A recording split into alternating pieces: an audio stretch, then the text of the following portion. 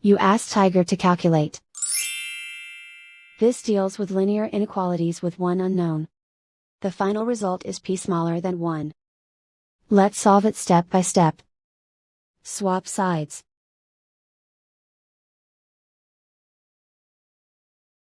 Group all constants on the right side of the inequality. Subtract 8 from both sides.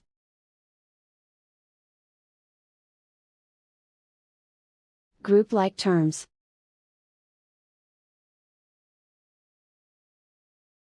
Simplify the arithmetic.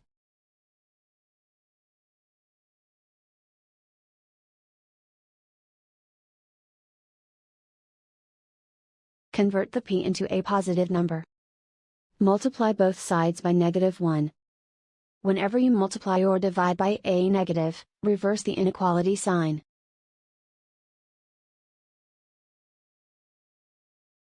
Remove the ones.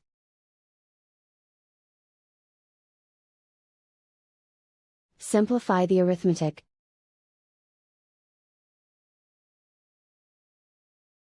Plot the solution on a coordinate grid.